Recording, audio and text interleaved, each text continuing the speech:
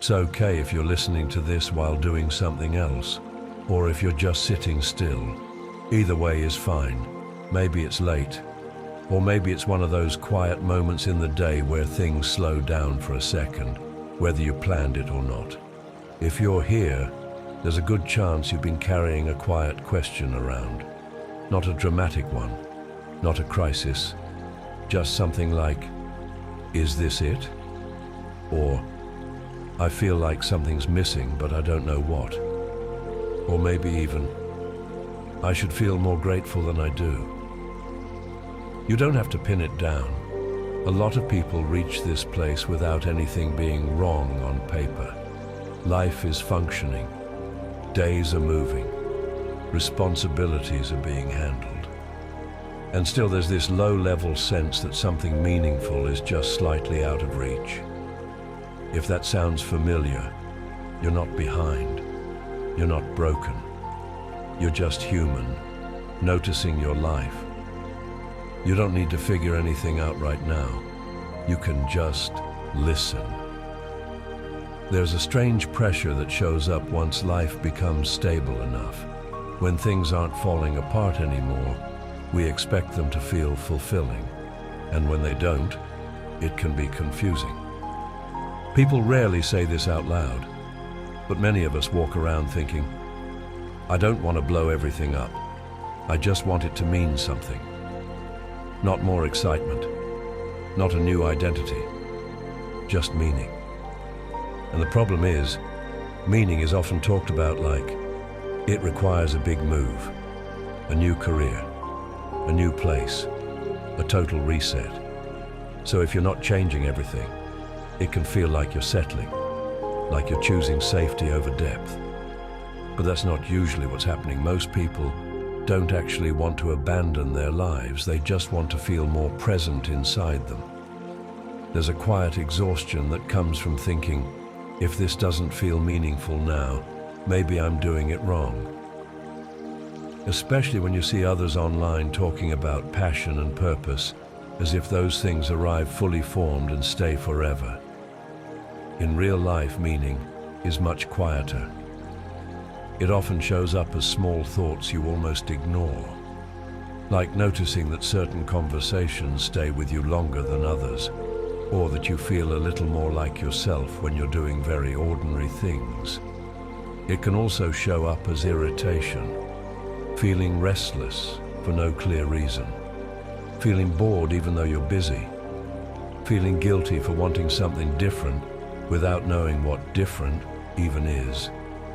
A lot of people carry that contradiction, being grateful and unsatisfied at the same time, caring deeply and still feeling disconnected, wanting depth without wanting disruption.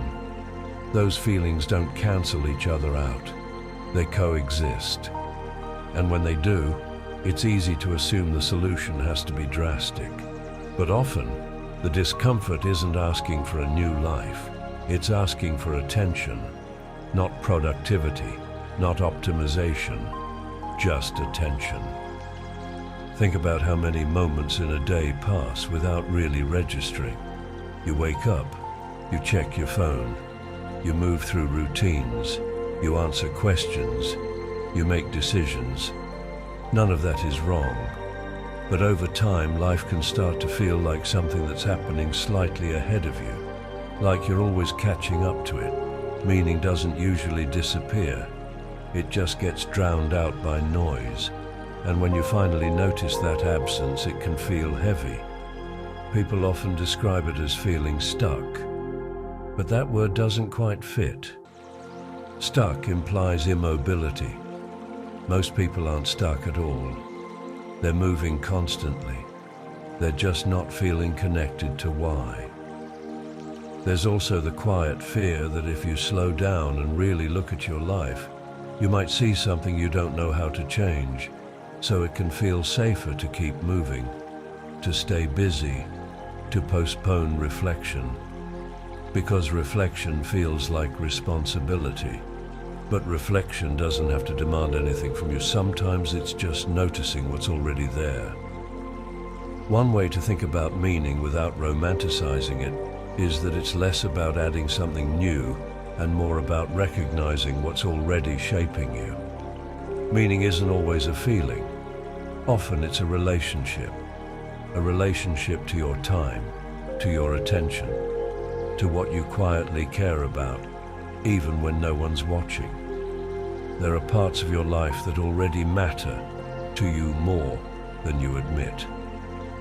Not because they're impressive, but because they feel real. Maybe it's the way you feel after a long, honest conversation, or how certain places make you breathe differently, or how you feel when you finish something small, just for yourself.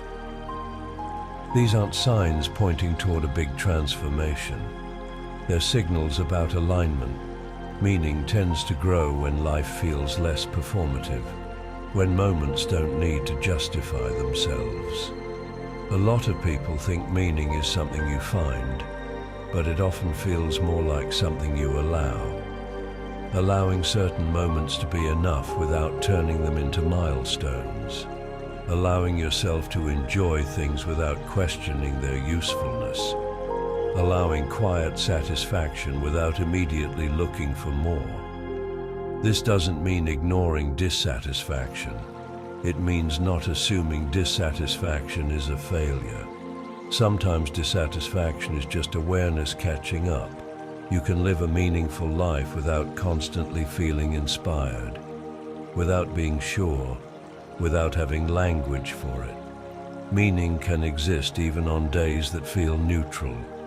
It can exist in consistency, in showing up, in caring quietly. And it doesn't require you to tear anything down. In fact, it often deepens when you stop asking your life to prove itself. You don't need to reach any conclusions tonight.